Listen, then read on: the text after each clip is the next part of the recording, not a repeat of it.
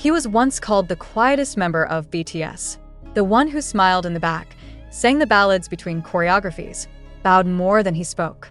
But now, in 2025, Jin Seokjin, known worldwide as Jin, has shattered every expectation, breaking records not just as a member of BTS, but as the most successful solo artist in K-pop history, and the man who built the empire that raised him. Bang Si-hyuk himself is publicly stunned. "Even I didn't see this coming," Bang admitted during a closed-door leadership briefing at HYB HQ, the contents of which were later leaked to Korean media giant Dispatch 24. "We knew he was loved. We knew he was respected. But this is history. He's become something else entirely." That something else refers to Jin's meteoric solo rise post-military, culminating in a sweep of 4 international music awards, including the Global Healing Artist of the Year, the Billboard Asia Soloist Grand Prize, and an unexpected but resounding victory over global pop giants at the Mellon Worldwide Honors, where Jin beat out not only K-pop's elite, but even Western megastars for Most Impactful Artist of the Year. This level of solo success was unprecedented, not just for Jin, but for any idol in Korean music history. The moment he stepped back from group activities to serve his country, most expected him to return quietly, maybe release a soft ballad or two, and fade into sentimental nostalgia. But what happened was the opposite. The release of Echo in early 2025 sent shockwaves through the global industry, topping iTunes in 87 countries, streaming to platinum in under 72 hours, and generating an organic grassroots movement of fans and strangers alike who called Jin's music medicine in sound form.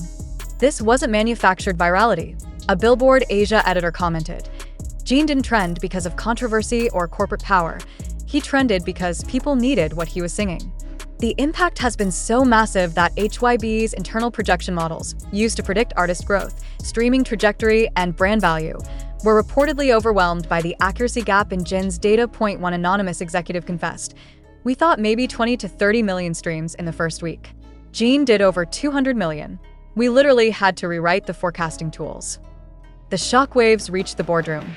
In a rare candid moment, Bang Si-hyuk was recorded saying to his close circle, "Jin was never our loudest, but maybe he was always our strongest." His words weren't just admiration, they were a kind of regret. Sources close to the company say that Bang is now personally overseeing Jin's upcoming world solo tour, something he hasn't done for any artist since BTS's Love Yourself era. The shift, insiders say, is both emotional and strategic, because HYBE knows now they may have underestimated the very heart of their empire. Bang Si-hyuk has long been credited as a genius, the man who turned a 7-member boy group into the most influential music act of the 21st century. But even geniuses make miscalculations. And this time, the miscalculation wasn't failure, it was Jin. "I didn't expect him to break through on this level without us pushing," Bang was quoted saying. Turns out he didn't need pushing. He just needed space. That space allowed Jin to reveal himself, not just as a member of a global group, but as an individual artist with a story, with emotion, with voice. A voice that sings not to impress, but to soothe. Not to compete, but to connect. The world responded. And now Bang Si-hyuk, once his producer, now his witness, is watching Jin soar higher than even he dreamed possible. "This is bigger than us now," Bang reportedly said. "Jin's not a product. He's a movement. And that movement?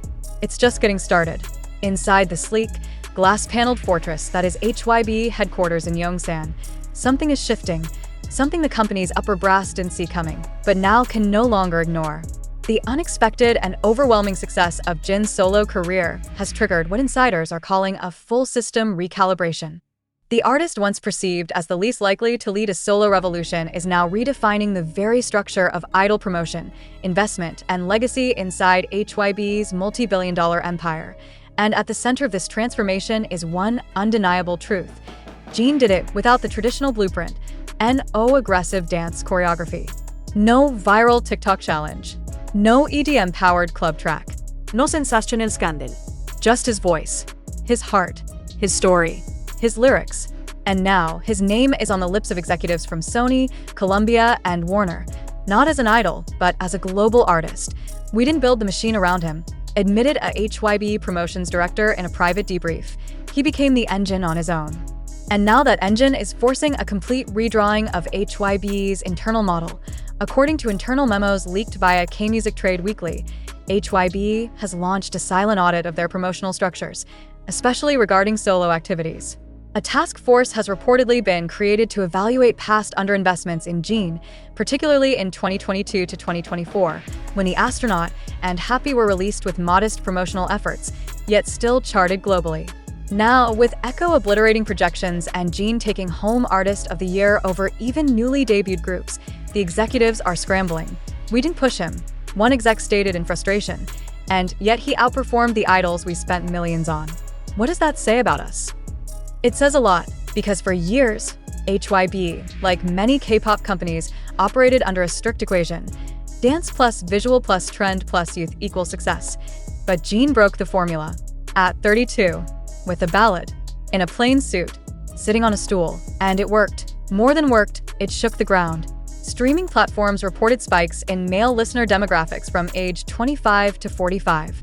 UNICEF reported a sudden increase in donations from fans inspired by Jin's lyrics about healing and loss. And most shocking of all, HYB's own stock rose 2.7% the week of Jin's award wins. Despite no group activity, no comeback, and no corporate-led campaign, the message is loud and clear. The audience wants meaning. The audience wants Jin. Bang Si-hyuk, though visibly proud in recent board meetings, is now reportedly pushing for a restructuring that will prioritize organic, artist-led solo growth over packaged idol group expansion. He has commissioned a private creative team, not from inside HYB, to consult on Jin's next era.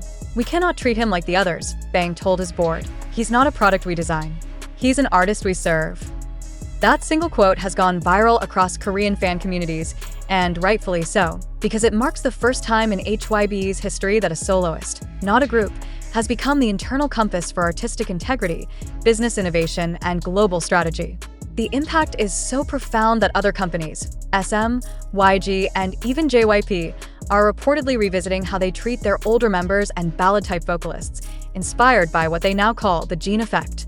HYB, once obsessed with virality, now finds itself studying vulnerability, and the idol they once quietly sidelined, he's now their clearest path forward.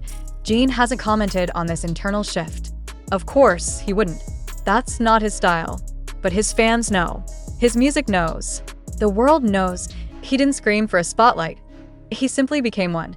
And now HYB has no choice but to follow the light he's casting. The music industry is a machine.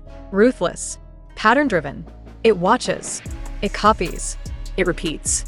And when it sees something work, especially something unexpected, it moves fast to recreate it, monetize it, and churn it into the next trend. That's what makes Jin's solo rise so terrifying to the system. It can't be copied, because it was never crafted to begin with that "IT was real." And the industry doesn't know what to do with real.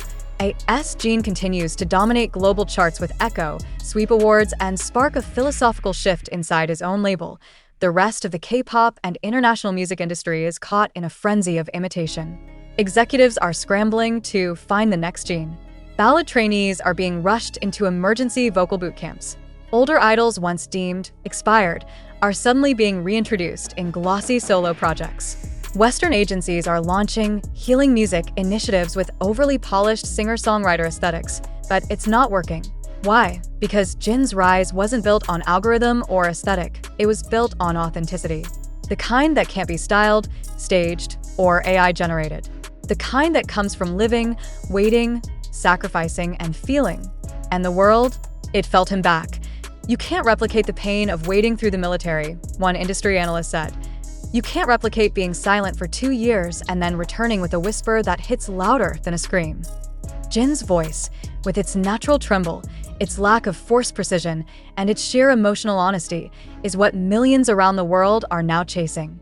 Not as consumers, but as survivors. In a post-pandemic, post-war, post-illusion world, Jin's quiet strength doesn't just entertain, it heals. That's what labels don't get. They're trying to manufacture the sound without understanding the soul point, one talent director at a major agency even admitted in an anonymous blog entry. "We've tried to reverse engineer what made Jin blow up solo. We tried to build artists in his mold, but it keeps falling flat. The fans don't respond the same. And maybe that's because what Jin gives can't be taught. It's just who he is." And while they keep guessing, Jin keeps rising. Without controversy, without gimmicks, without even trying to compete.